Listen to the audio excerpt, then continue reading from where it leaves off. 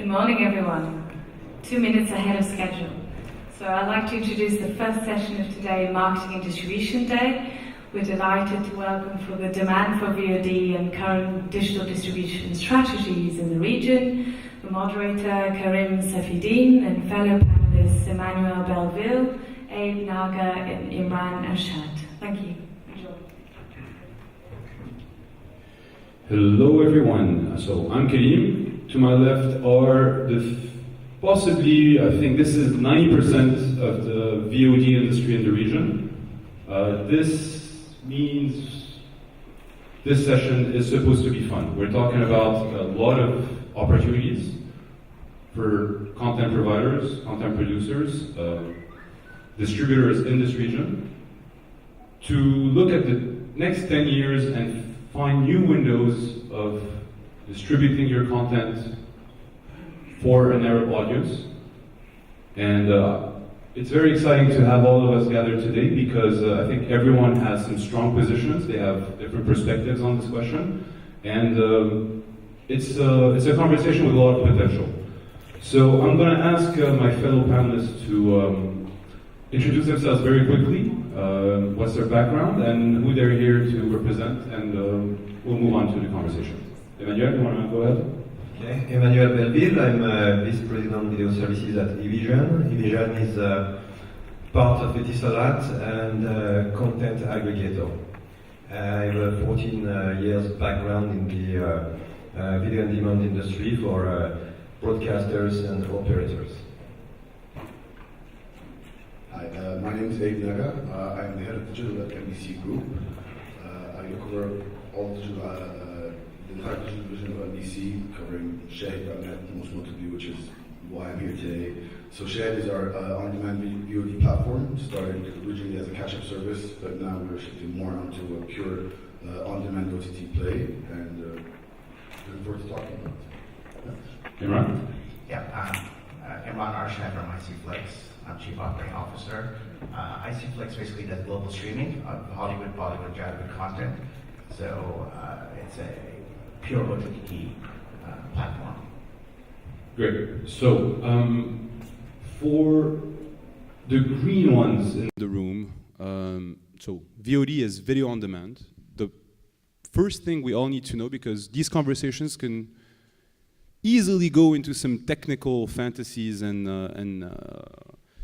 we all get very excited about it. Let's just define the keywords into video on demand. So the first entry point I wanted you guys to tell us a bit is, if we were to deconstruct the expression video on demand. So video on demand, let's take video as the type of content, the content that you can actually watch online, films, shorts, TV series, etc. If we take on as the platform is distributed on, so Emmanuel would be a telco operator, which has a different platform than Imran or Abe or myself, for instance.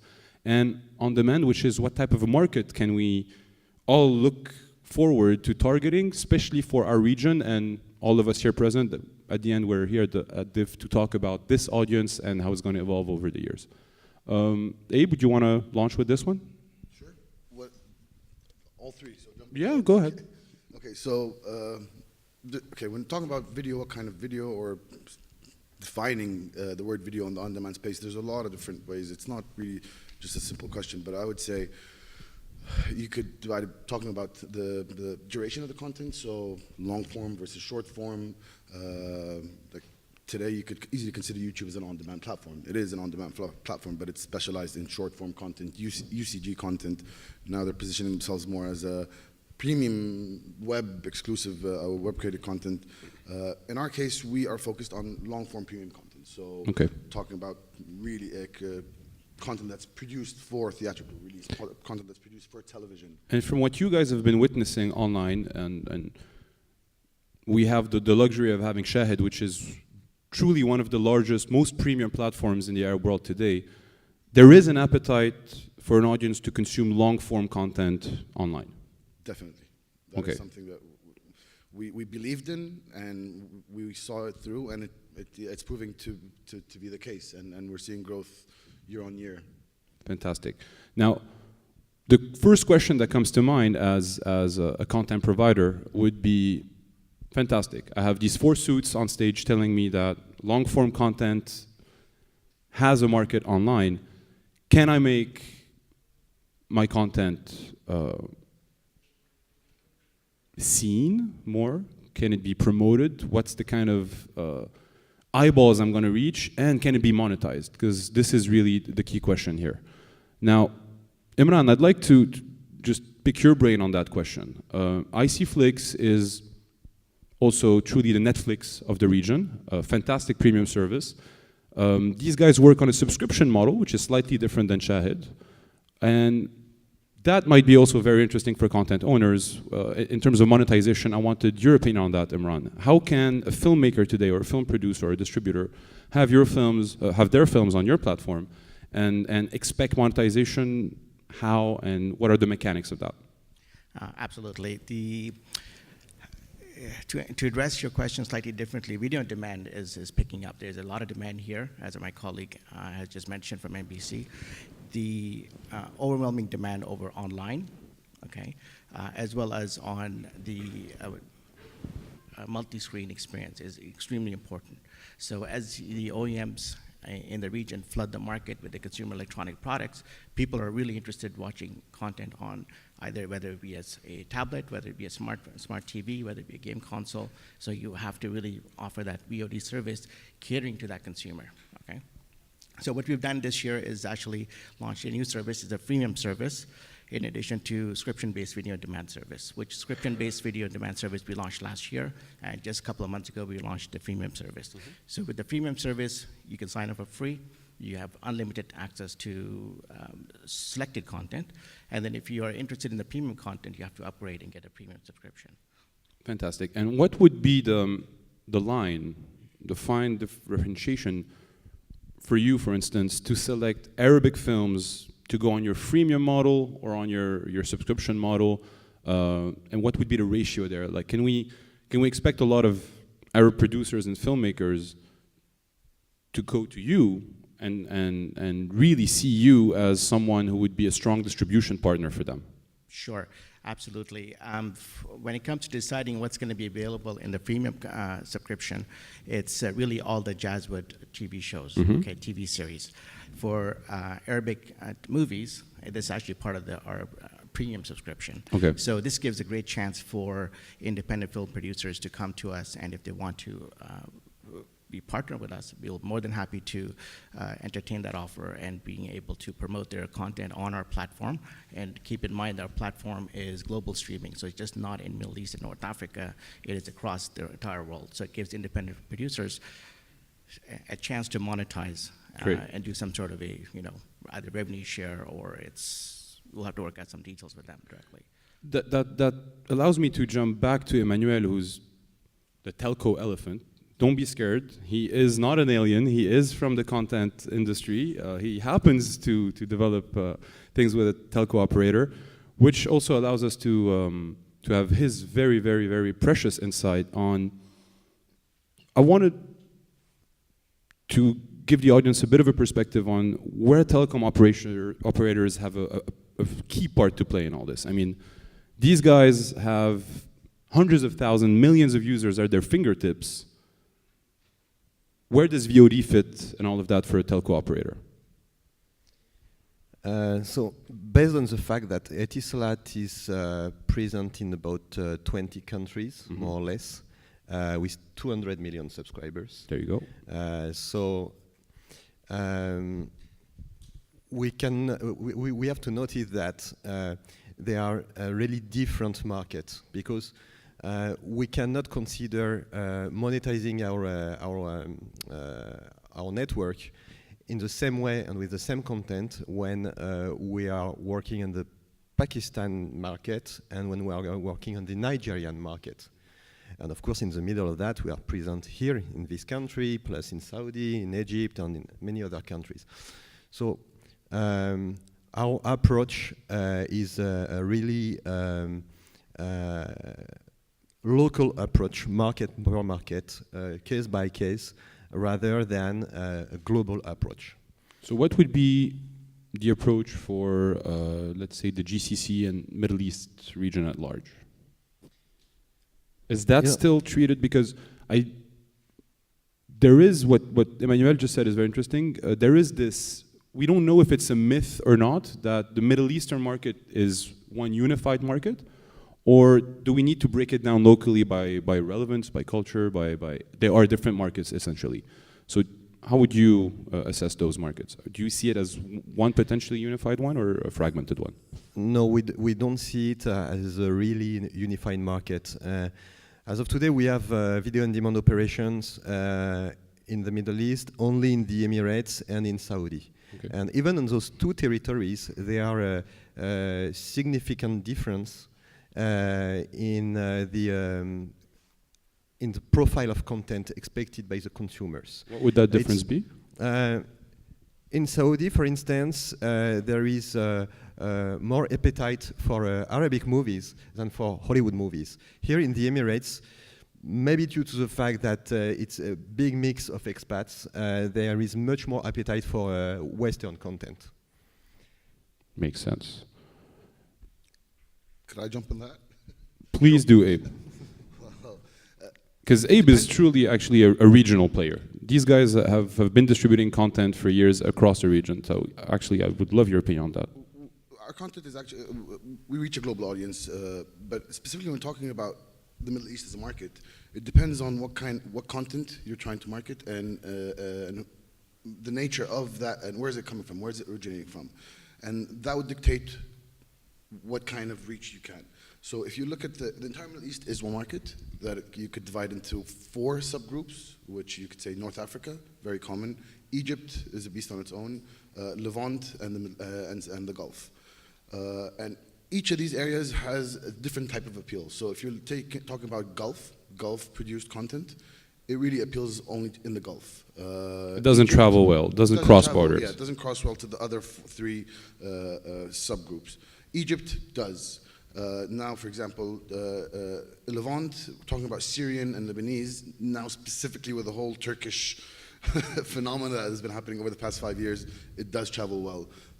Morocco and North Africa, not that well. So it really depends what dialect, what the content is, and that would dictate how well it could be distributed. But in general, it is one big market. Okay, so to sum it up, Abe, from your last comment, because I'm always going to try to channel back all of the opinions into the value it can bring to content producers, creators, and distributors, which are the lion's share of the audience here.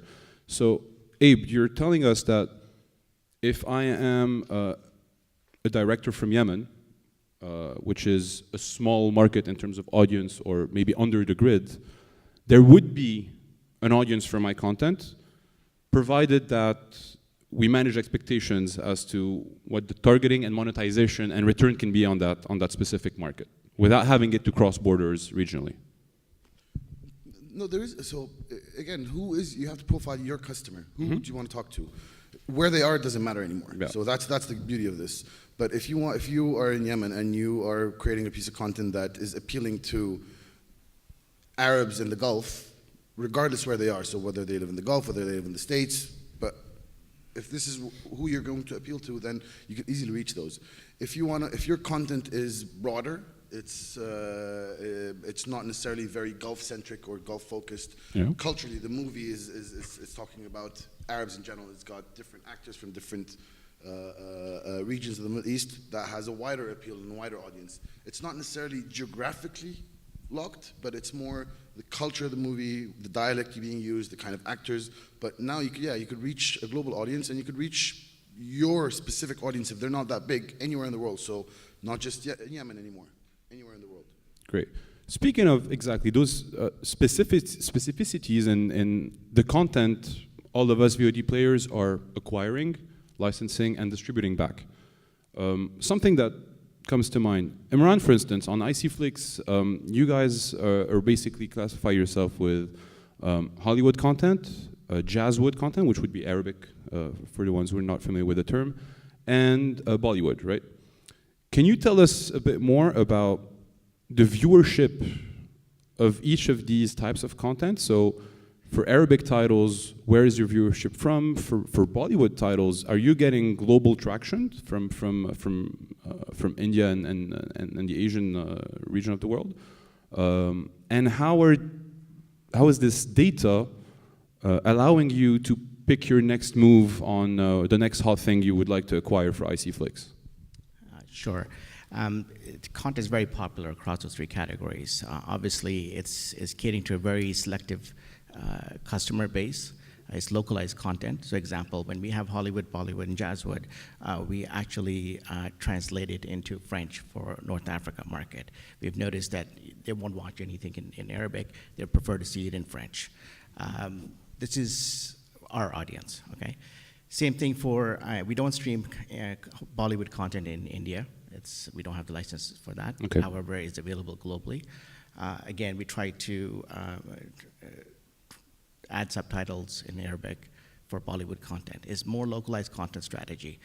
Give the consumer the choice to watch it whatever language they want to watch it in, which really cuts out our work instead of globally, right? Because our audience is across the globe. So I hope that answers your question a bit. So yeah, fantastic. So basically lowering the barrier to access as much as possible to reach a more general audience across the region. One thing I'd like to add for the Arabic content, especially what we are focusing this year is on producing original productions, so which is original movies. This is our focus for the entire next year. We'll be releasing 12 movies, which will be considered as the premium content for us.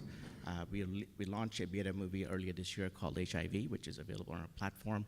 So these are feature films? These are feature films we're producing. That are ourselves. produced or co-produced by icflix, yes. Am I correct? Yes, this is with our partnership.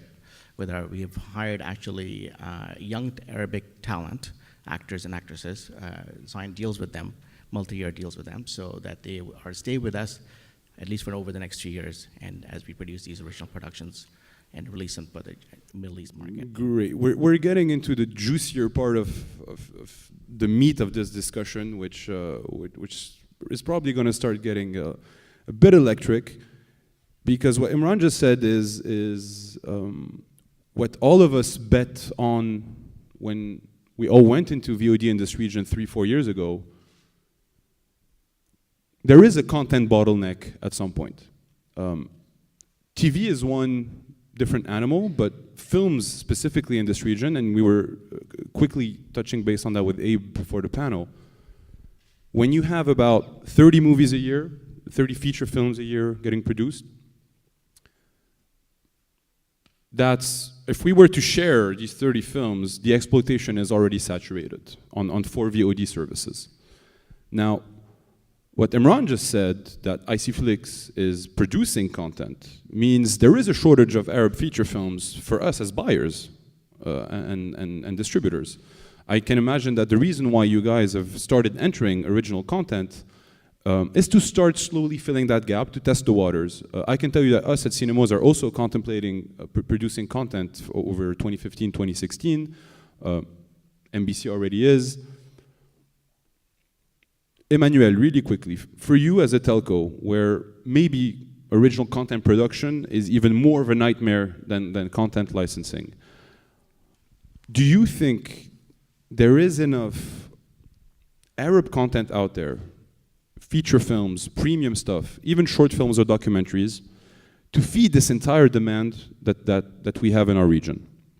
Or are VOD players becoming true buyers of content and going back to the original role of a distributor, which is by means of minimum guarantees, co-production, early on partnerships, jump-starting the content machine to become one of the catalysts of the industry? Does this make sense? Yes, I would say that there is never enough content, whatever it's Arabic or from other region. That's there is good never news for enough. you. Never enough because it's maybe weird, but when you say, okay, I run a platform with 3,000 movies on it, you know that you cannot satisfy totally all your consumers, because there is always a portion of your consumers who have already seen most of the movies that you are carrying on your platform, and who always ask more and more and more. Even considering Netflix, for instance. Netflix have about 10,000 movies on their platform, 40,000 series episodes, and even with that, they have some they have some subscribers who are not totally satisfied, because even binge viewing all those series, all those movies, they still have not enough. Or they still cannot find exactly what they want. I'm personally Netflix subscribers, thanks to VPN technology. So coming from the telco guy in the room, using VPN here in the UAE is great. It's just great. Let's say it's a kind of benchmark. Okay. Okay. Still on Netflix, I cannot always find exactly what I want, and sometimes I open my Netflix and I say, okay, not this evening. This evening I will switch to something else. So this brings a very interesting point into the segmentation of the offer. We spoke about the segmentation of the audience, of the content. The segmentation of the offer.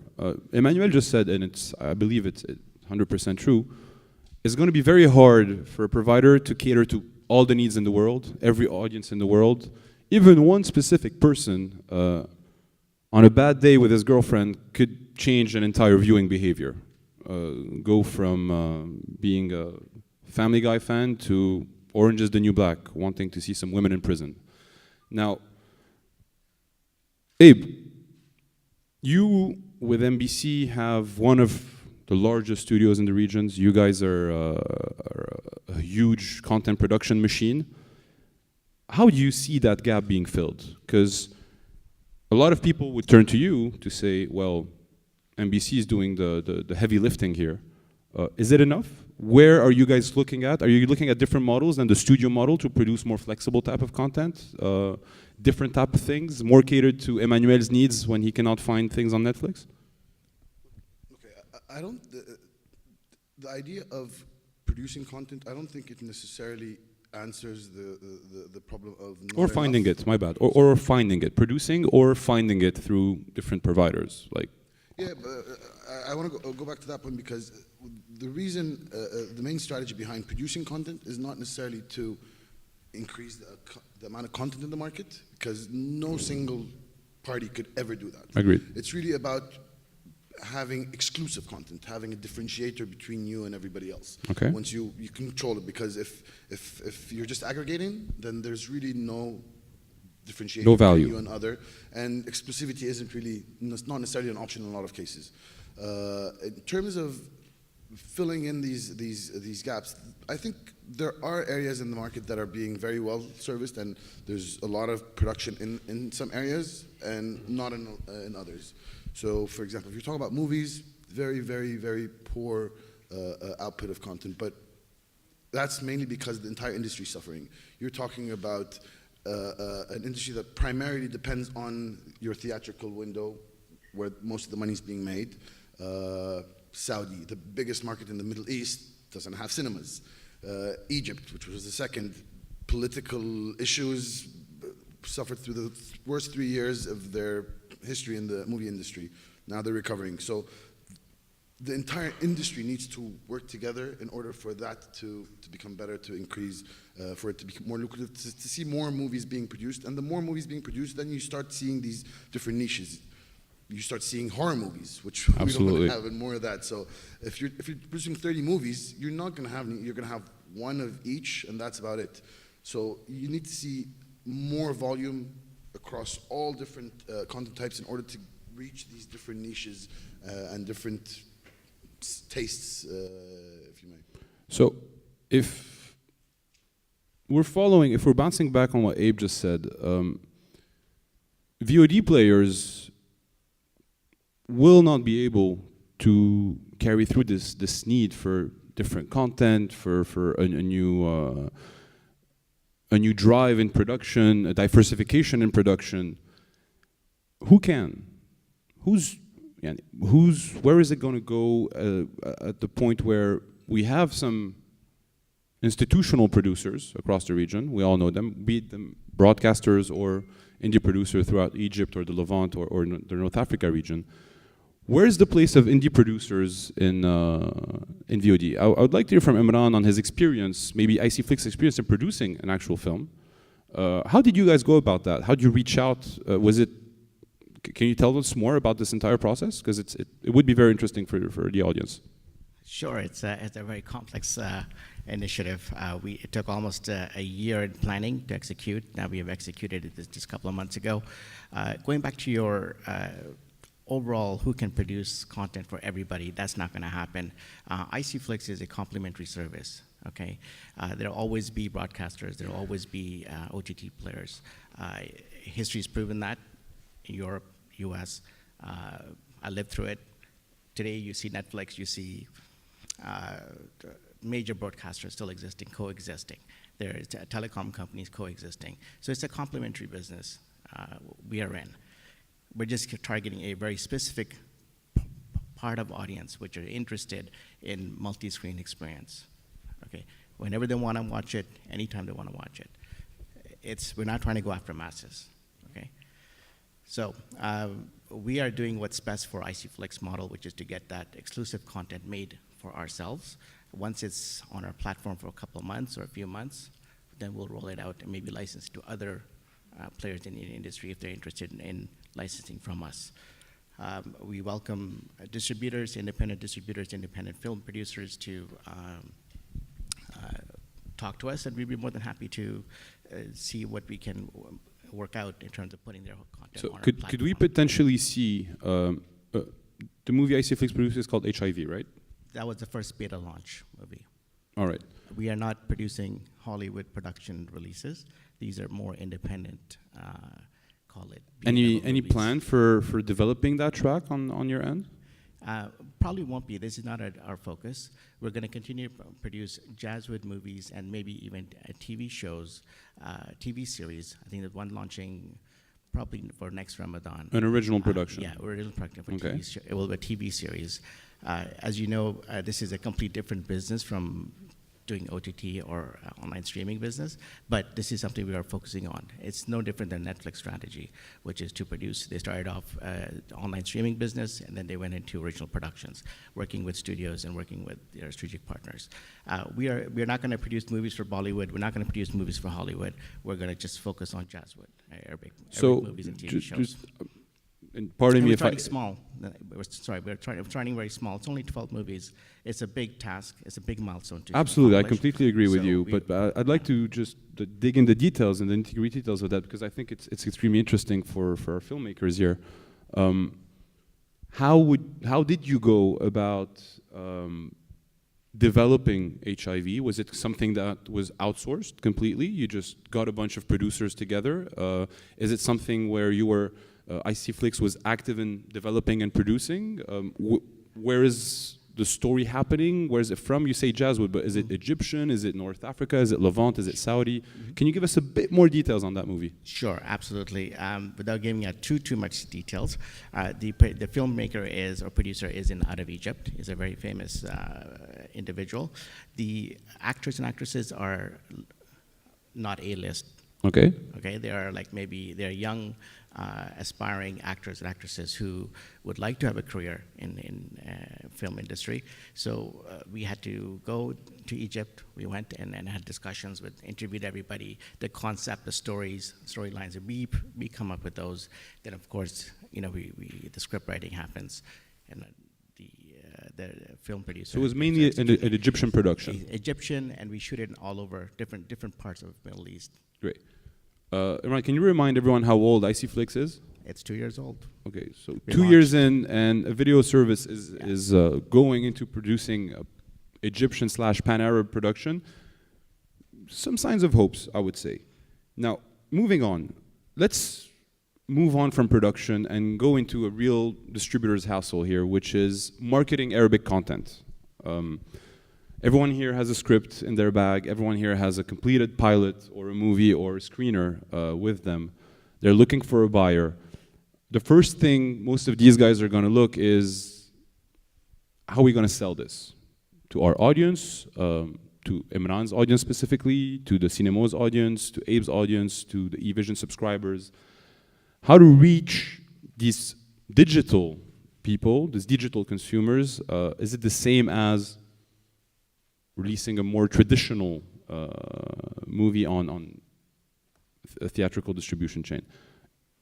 Abe, some words on that? Because you guys are definitely out there when it comes to content marketing. I think our position is quite different from your traditional players because we're fortunately vertically integrated into a media company. Which is why it's extremely interesting. Yeah, so our situation is this. It's not like, I think we, as an organization, we cover lots. So we produce, we have our own TV channels. We actually have a paid channel that's under OSN. We have our own VOD platform. We do AVOD. We're doing SVOD. So our position is quite unique to us. But fortunately, that gives us perspective over the entire value chain of the content, and we see how the content travels from one window to another, and we could easily maximize and monetize that content in the best way possible. But in terms of marketing, I think marketing is definitely a very, very important aspect of for the content producer, because the more your content is marketed, the better it's recognized out there, the better it will perform across all these different windows and distribution platforms. And because primarily we have a free-to-air channel and we're the biggest free-to-air channel, so we could do that very well.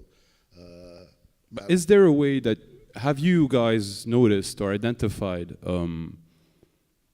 how to isolate maybe a digital channel? So you say you see that pattern in consumption, right? So let's say there's a movie or a feature film that travels from the entire distribution chain, and you guys are seeing that those behavioral viewership habits that are developing.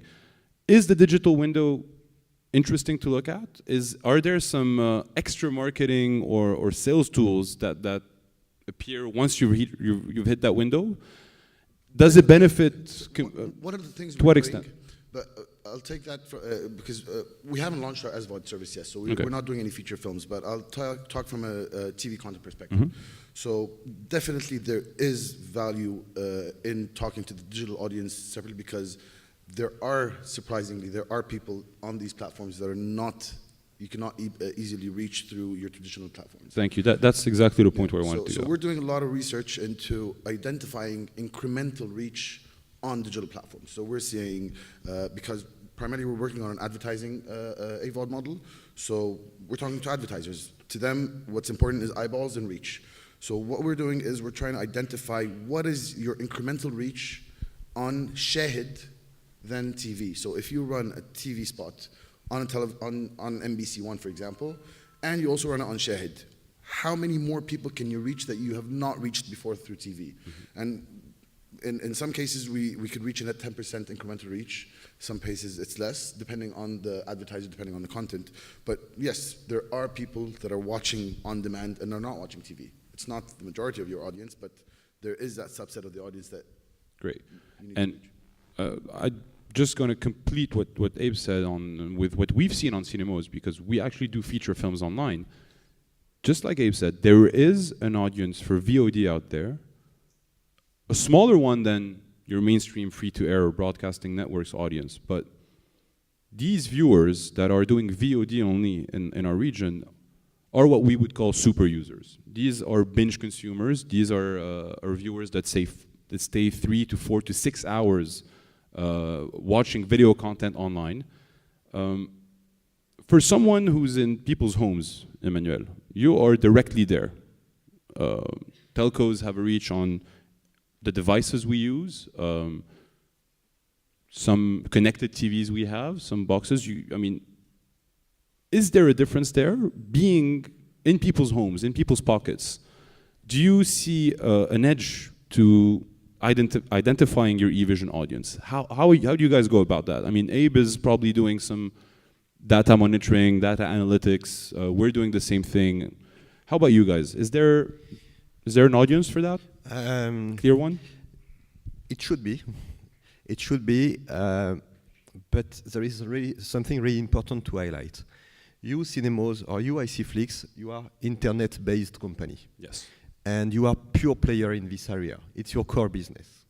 You can be flexible and exploiting, analyzing all your consumers' data is the key to achieve your objective.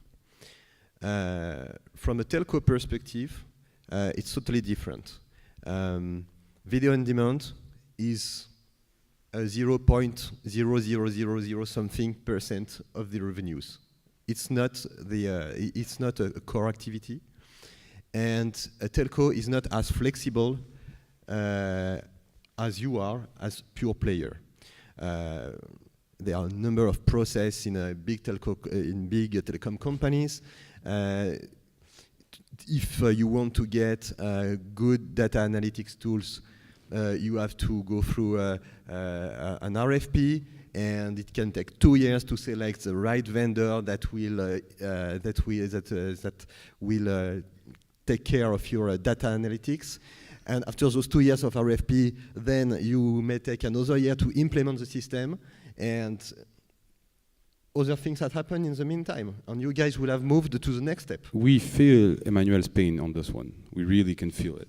But regardless of that, though, let's put that on the side.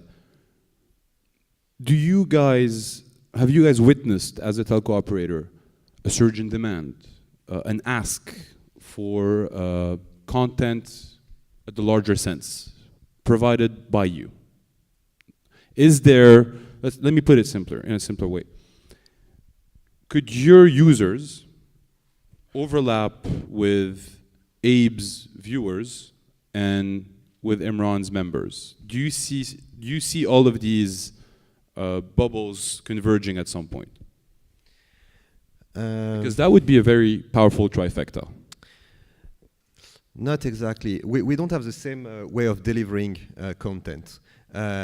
You deliver content over the internet, while we mainly deliver content on a set-top box connected to the TV set. Okay, so is the person using that set-top box having any, where's that edge in that person? What's the profile of that person? You are in his home. We go and gather them from the market for Abe, Imran, and myself. You are already there.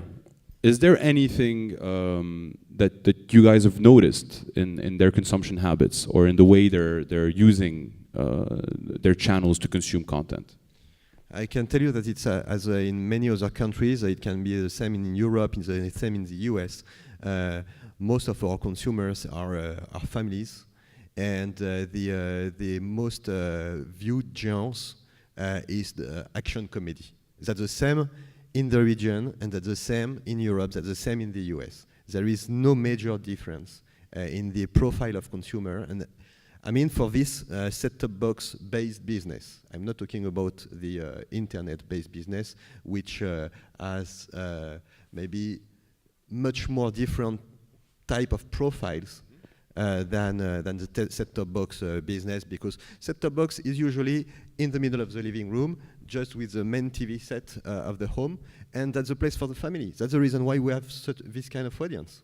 While when you are running an internet-based business, it can target anyone. It can be the kids playing in their room or watching their kids show on the tablet in their bedroom. So you can address anyone, and you have obviously many different kind of profiles. Thanks. Now, speaking about the audience, we all mentioned that we have clearly identified pure VOD viewers. These guys are online, they're consuming over multi-screen on their tablets, on their phone, on their desktops, on their laptops. They exist. Now, when we look at the region, I believe 160 million plus connected viewers across the region. To grow to 200 million over the next 5 years, that's a lot of eyeballs. That's a huge audience. The question would then become, do you guys feel there's enough awareness about the possibilities of VOD in this region? Meaning, today, Shahid is offering probably every TV show under the sun for free to stream in high quality anywhere you are in this region, probably in the world, I think. Same goes for icflix. Tons of movies Bollywood, Arab films, Hollywood series, Hollywood films, for a monthly fee, again, that you can use on all your devices. Same goes for Cinemoz. Now, yet, the critical mass is not there yet. Is it because the infrastructure is not there? Is it because the awareness and the market is still nascent and we just need to wait for the market to evolve for a bit? So I'm trying to look forward here. And the second part of the question, let's start with Abe on this one. Do you think we all have responsibility to educate that market? And if so, how? Okay, so with regards to reaching critical mass, I think we are somewhat there, depending on which market specifically. So, for example, last Ramadan in July, we reached 14 million people. We had 14 million. 14 million. So it was a record for us. We never thought we were going to hit that number. We were quite happy and shocked at the same time. But 45% of that was Saudi. So if you're talking about the Saudi market, yes, the awareness is there. They know. So I don't think it's really any, and we've been trying to reach that audience for a while, and we've been focusing on them. So I think the Saudi market, for example, had reached that critical mass. But our awareness, for example, our brand awareness, I think people are aware of Shahid, and people know VOD because it's not a new story, and we've been around for 7 years, and I think we've been pushing that message, and I think the part of educating the market isn't really more about the audience than it is the B2B market, the industry. That's where a lot of education needs to happen. But consumers, I think they know what VOD is, and there's not necessarily, when we're talking about the VOD audience, the difference today than 10 years ago is you wouldn't have someone who's subscribed to multiple cable operators or multiple pay services. Yep. With on-demand, because your last question was, is your audience different than mine, different than theirs? It's the same audience, and depending on what kind of business models you have and what kind of offering you have, the same user can use all 4 services. Absolutely. And you would see that with time. Especially, it's a lot more cost effective. Today, if you're talking about an SVOD service that costs $10 versus subscribing to something that's going to cost $80, well, I can subscribe to 3 of those.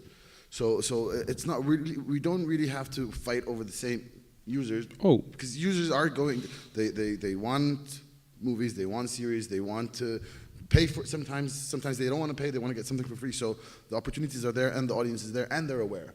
It's just, how do we serve them better? How do we really get them to either pay, spend more time, watch more content?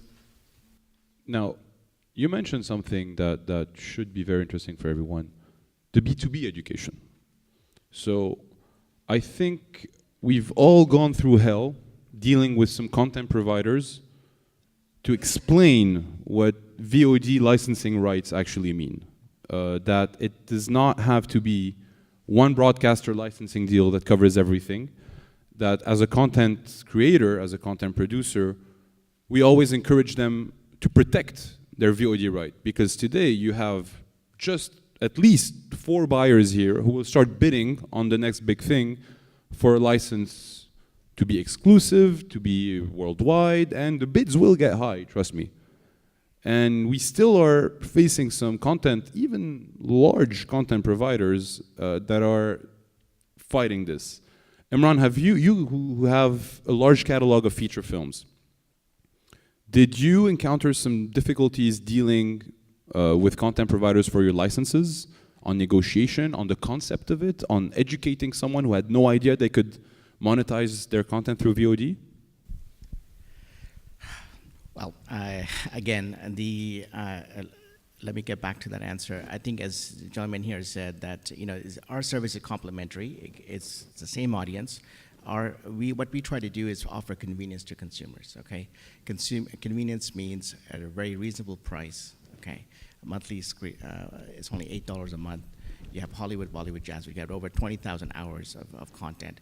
It is, you give the consumer the choice. Okay, they want to watch bin watching, great, they can do bin watching. They want to. But you must have gone through a lot of licensing. You must have gone through a lot of licenses. Of course, we have a very strong acquisition team, a content team that acquires content from studios, from Hollywood right down to Jazzwood Studios, filmmakers as well. Do you have any idea how your acquisition team is handling the regional providers for Jazzwood movies? Yeah, we have a dedicated team that just manages all the Jazzwood content acquisitions. All right, Emmanuel, anything on that front? Do you guys usually? I mean, it's probably not your core business, but how would eVision, how would telco would go around the process of acquiring content from a provider? Like, how does this work? Do you guys just outsource that, or? No, that's the purpose of eVision. eVision is the content aggregator for Etisalat. Okay. So eVision deals directly with all studios, all content owners. So you have an in-house team for that? Of course. Are they going through a hard time educating some providers about how the licenses would unfold, what their rights are, how this entire thing works? I know that it used to be the case a few years ago, but it's no more a reality. I mean, content owners are totally aware. No, some content owners, I would say, who don't have, or content distributors, I would say, who don't have a really large lineup, try to install some deals with people like us or other operators, which is usually not possible because we are not formatted for dealing with 1,000 content owners. So those small content distributors have to partner usually with bigger content distributors because we are not interested in signing agreement for 10 movies for our video on demand service. When we sign an agreement, we want to have hundreds of movies coming from the same single company. So there is still room in this region for a large distributor who would do all of that groundwork basically to at the end cater to bigger institutions like you. At least that's where I would stand on it. We have 15 minutes left. I'm gonna wrap up with these guys on one final question to then see if we have any questions in the audience. We have a lot of content producers and filmmakers in the room. It's very clear that all of us here are content buyers. Starting from Imran, if you had one thing to tell these guys in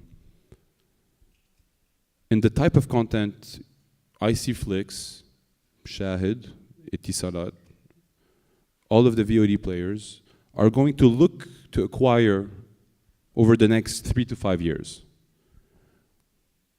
what would you be attracted to buy today? And what would you tell these guys to cater for or start thinking about to basically get a piece of this cake, which is VOD licensing of their work? Okay, so the very first advice I would give anybody who's producing content is please don't put it on YouTube. We're not gonna pay for it. Simple as that. If you've made that right decision, then we're more than interested in talking to you. We have a pay-per-view service we're launching this year. You have a chance we can monetize that. There's a possibility of revenue sharing. We also have an SVOD, subscription-based video demand catalog as well. It could be part of that as well. We could do some revenue sharing there as well. So there's different models that we work on. So this is the advice I would give to anybody who's producing content today in this market. Don't burn it out on YouTube. Don't put it on YouTube. Abe? Okay, so I definitely second that. Do not put your content on YouTube, and actually, do put it on YouTube for content protection. Mm-hmm. So just not put it there and turn a blind eye, because eventually it's going to find its way there. You have to actively fight piracy on YouTube. You have to take it down, and not just YouTube. Absolutely. Everywhere else. So piracy is the #1 killer. Little bracket though. YouTube is a great tool to market your content, but to monetize it and completely leverage it, think twice, because you have a bunch of seasoned distributors who are telling you not to.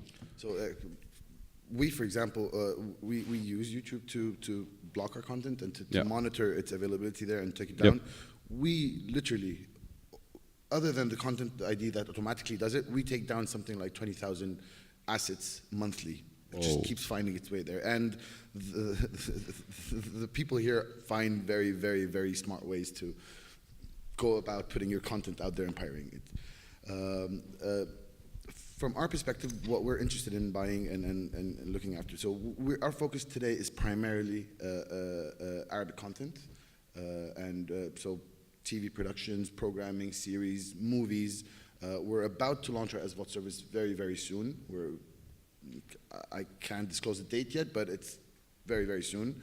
Movies, documentaries, plays, any full feature content. Anything in development? Would you guys go for something that's being developed, let's say? Yes. Yeah, of course. And not just commercially successful titles where you're looking for these niche, these independents, these art house movies, anything that is, because we want to reach the masses and we also want to reach these different niches, and because for every piece of content there's somebody out there that wants it, and we want to be able to cater for all these different audiences. The more content that's being produced, the happier we are, the happier the audience is. So we're interested in all that kind of content. Great. Emmanuel, anything on that? I would say that more and more we will adopt let's say the Netflix way of let's say of projecting our future acquisition by monitoring what people connected on our network download illegally from torrent or from those kind of websites. That works. Because it helps to give you some trends about people expectation and. Fantastic. Not only for the biggest downloads, but only for the niche content. You can also see on BitTorrent what are the what people are looking for, even for the niche content. True.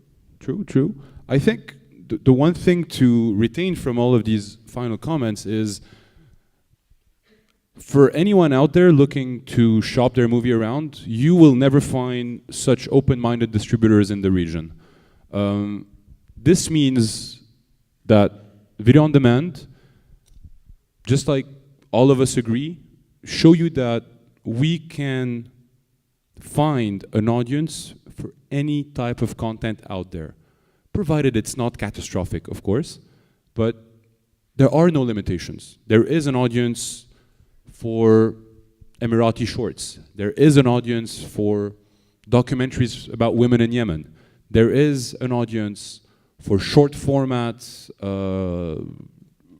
from Saudi, that has proven to be extremely popular.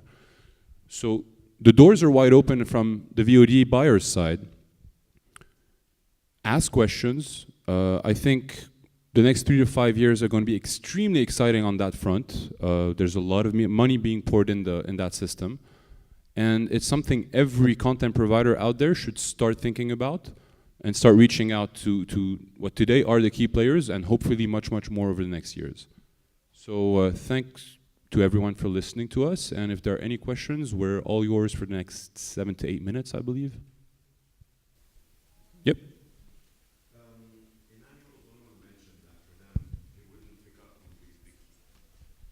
Emmanuel was the one who mentioned for them that they wouldn't pick up movies because they'd rather go with larger distribution, which makes sense.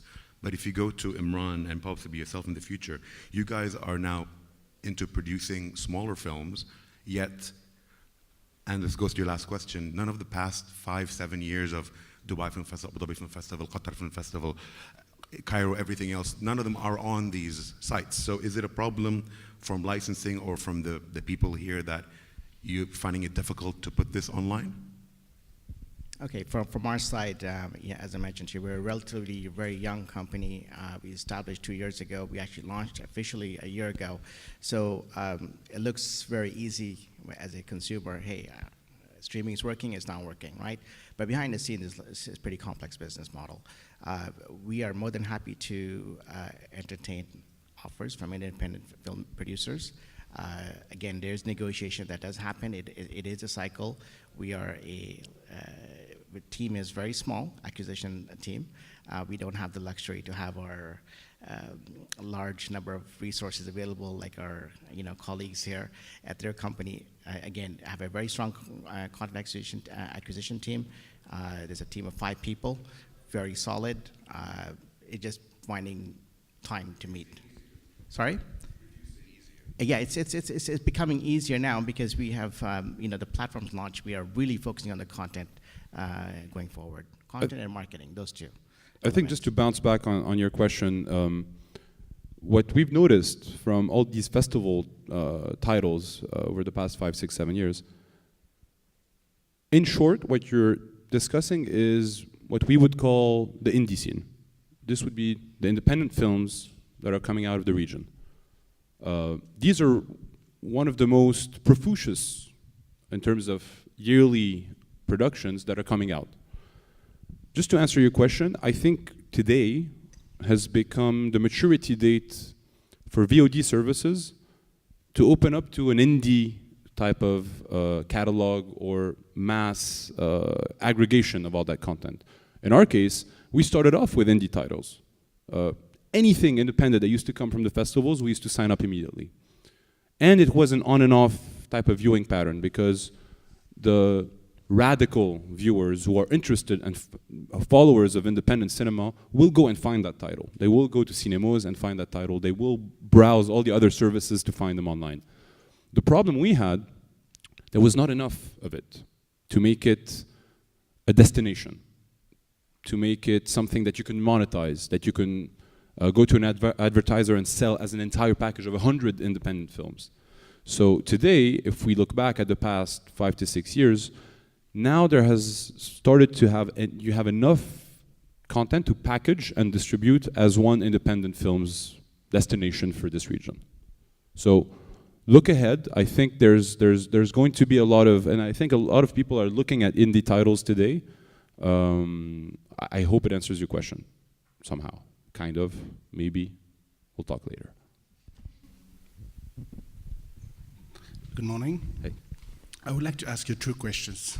The first one, imagine all of you, 4 operators, are requested to build a major company in the region. Who's going to drive the discussion? The telecom company, the broadcaster company, telecom company with, I think, 200 million subscribers, the content company with the popular shows, which is NBC, the international platform based on international content, or Mr. Karim Safieddine, who is his marketing activities oriented, local oriented, with the big and strong knowledge about what happened in this area. Who wants to take that one, boys?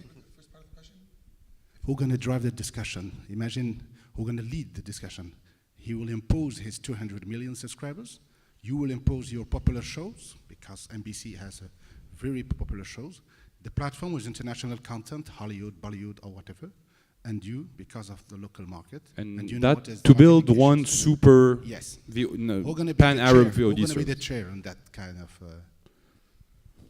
Well, we have, I mean, we kind of have already the 2 halves of the monster that's supposed to be that machine. Abe, you want to take that one?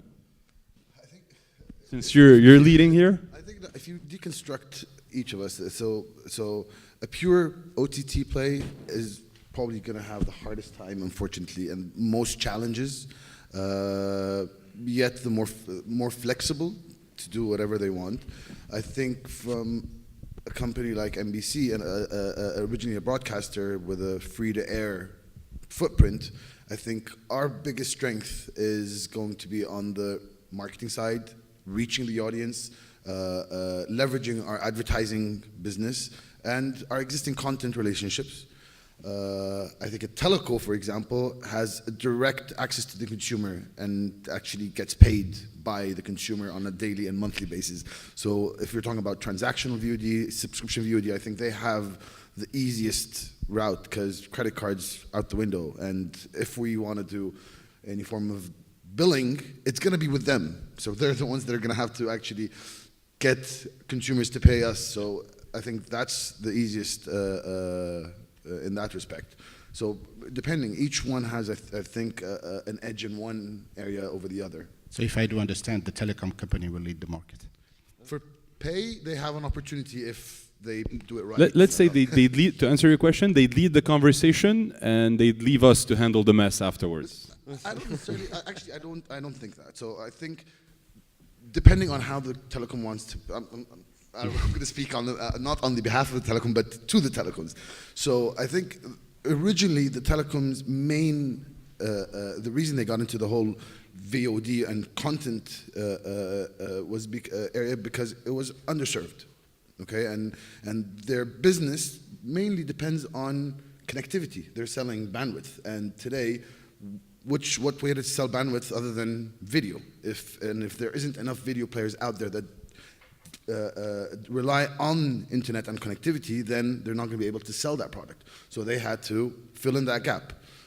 I think with time, the more VOD players, OTT players there is, if the telecos, and if they choose to partner with these people, these companies, leverage their expertise in that area, and provide them with the necessary support for reaching the customer, billing the customer, and dropping their 50% market revenue share down to more acceptable margins, then I think it's a formula where everybody gets to win. They get to win, they sell their bandwidth, they actually make money on the billing, and content providers can reach more audience through different business models. Emmanuel, do you care to set that meeting with all of us? Or? And I just wanted to say that, in fact, we are all part with you of an ecosystem, and us as a platform, or we don't exactly compete against each other.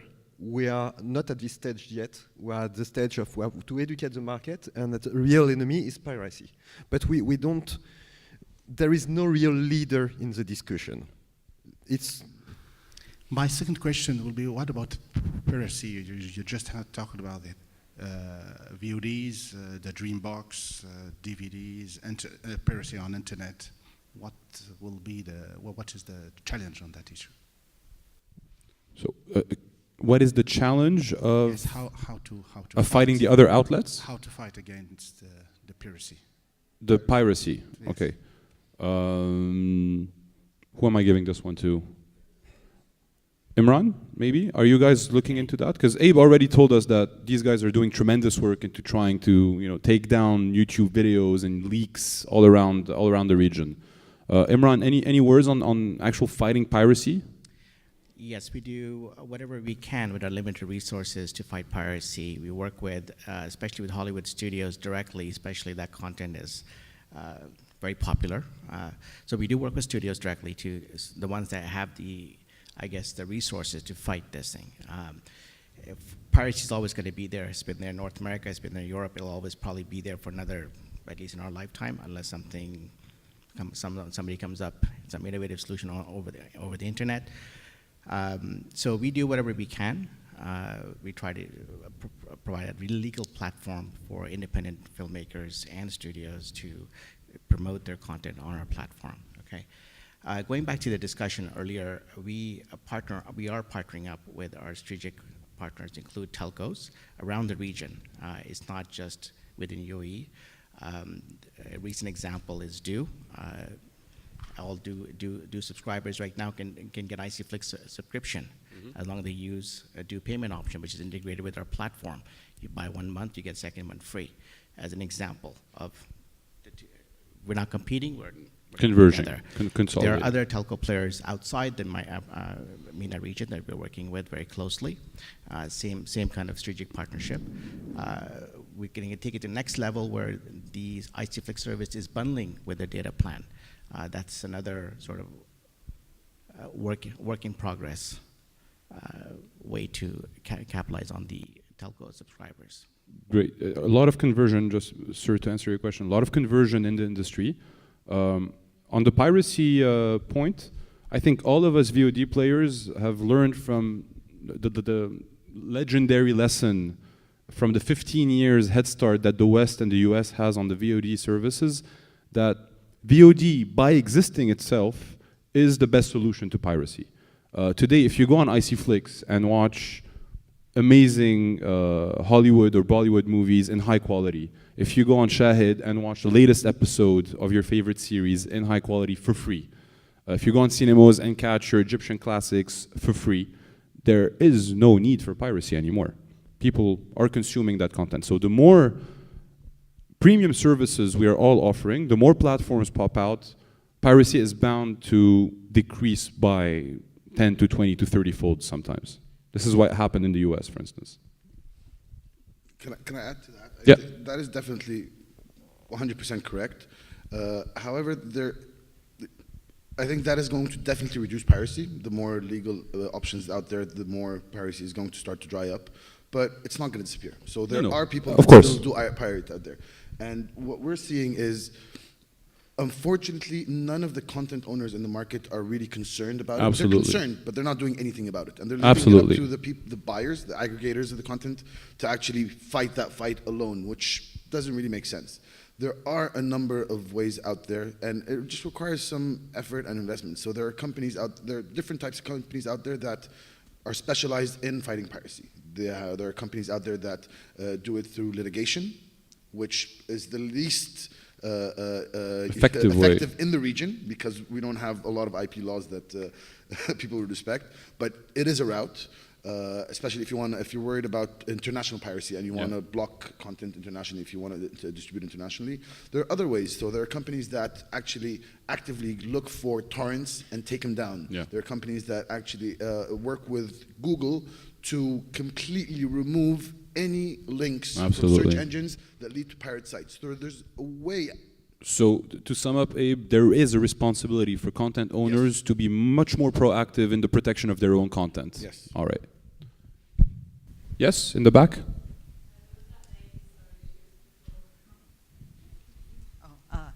Good morning. Hello. I wanted to ask, I know you're working with different business models, but I haven't really heard anybody identify exactly what the optimum size of the pie is. What do you estimate is the actual market value of the region for this type of distribution? Because you do have to make strategic decisions weighing gain against risk. And that's my first question. The second question is, what do you really see from your perspective in terms of, say, storytelling material that is specific to the region that producers can build in to their material that would have appeal for return on production investment? All right, so subscription versus advertised model.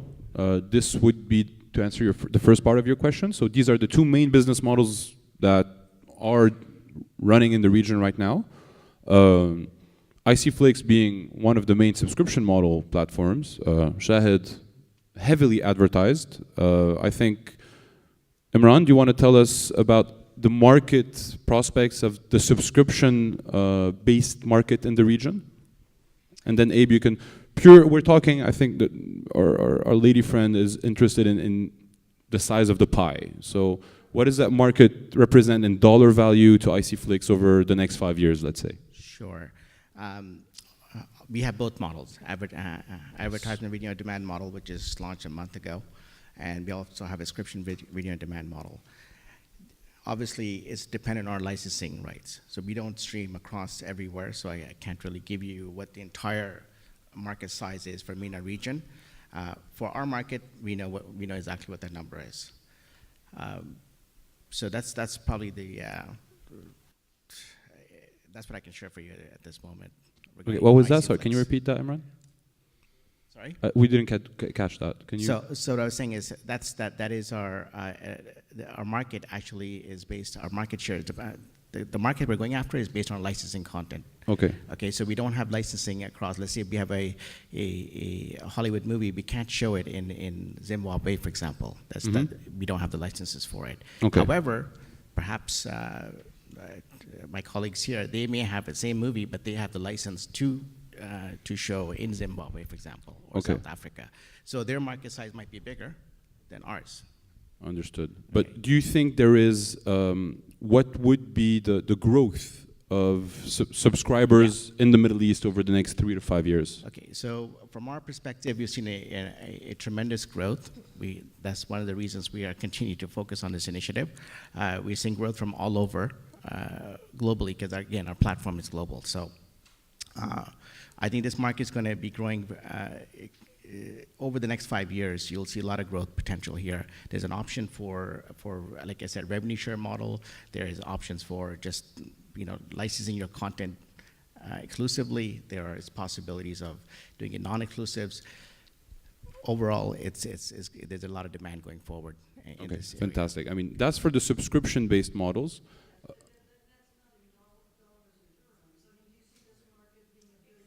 Market. Just Or do you see Okay. this market being a $50 billion market in general? I mean, what kind of range are we looking at? Because if you ask Hollywood, they'll tell you what the global market is in terms of revenue.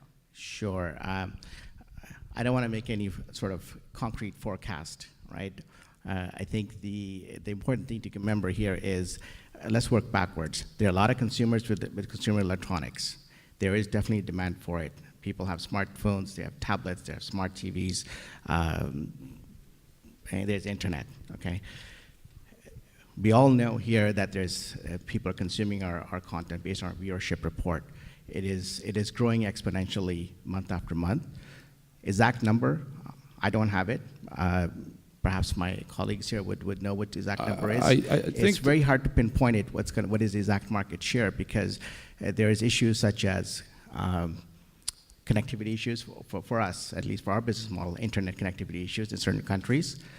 For others, it's not a connectivity issue. I mean, they are directly into people's home. They are, they have a different business model. No, absolutely. I think what Imran is saying is it is a reflection of the many gray zones of the subscription model in our region. It's very hard to quantify sometimes. It's very hard to get solid metrics when it comes to premium VOD content. However, Abe and myself here, I think, have a clear visibility on the advertising market, and that's something that's extremely attractive. Abe, do you want to elaborate? I can talk about the advertising market in dollar amount. Yeah. So if we're talking about the online or digital advertising market in the Middle East, again, there is no real data out there. So there isn't a single body out there that is going to tell you this is how much it is. So a lot of this is speculation and personal efforts or corporate efforts to kind of... And some performance, data. I would say, over the past 2 years. Not our performance, Yeah. because again, you're one player out of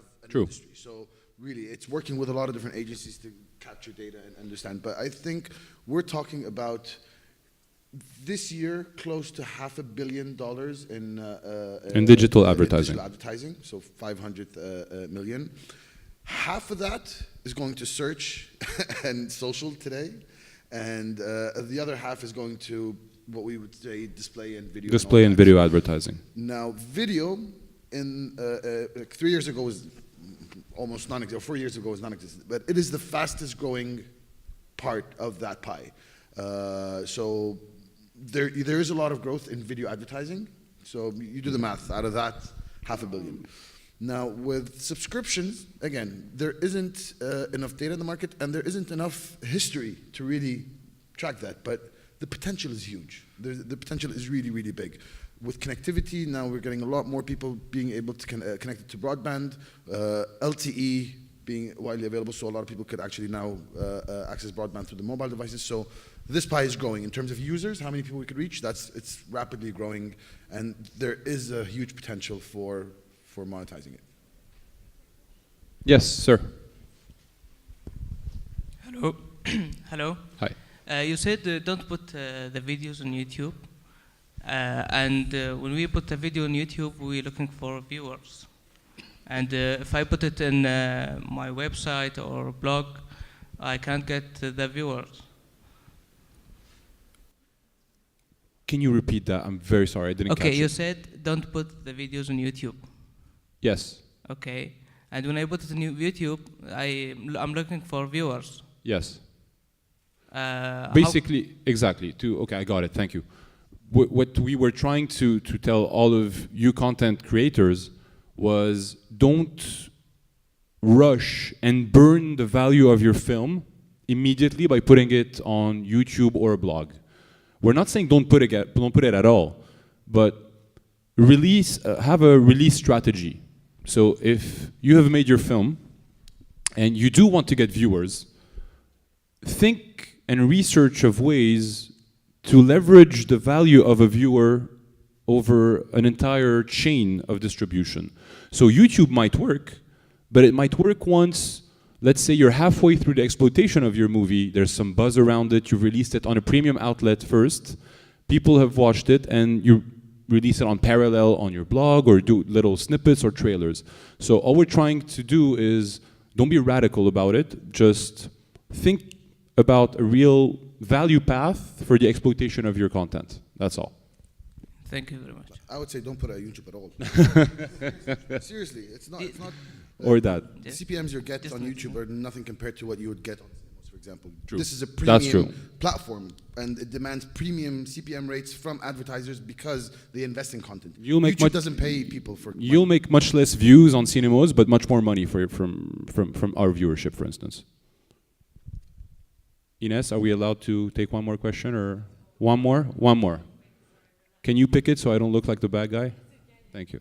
Okay, so very quick. I've got a very simple question that goes back to simply user adoption of purely VOD model like icflix. So, for example, you launched, it's, as you said, it's a very young company, a very,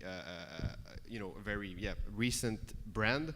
What were the main challenges from a consumer standpoint to the barrier to break down for people to generate like quick adoption of icflix when it comes to marketing icflix as a product? What are the main barriers? What the challenges that you faced?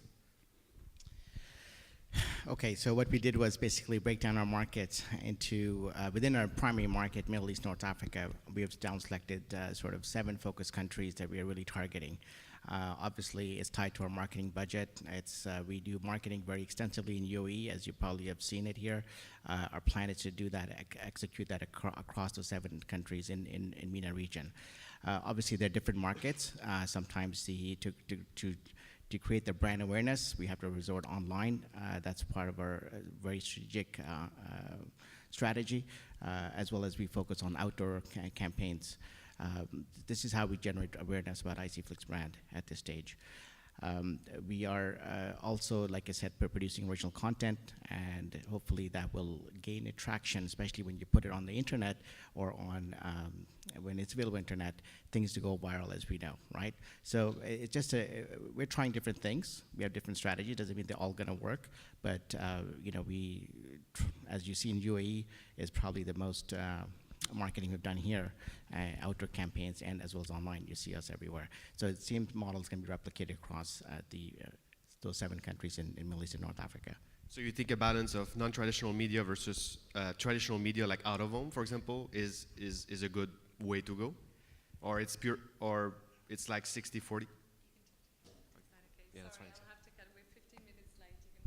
All right, thank you, everyone. We're out of time, but catch us up with any questions you might want. I'm very happy to see so much participation. Keep an eye on VOD in the region for the next years to come, and you know where to find us. Thank you. Right.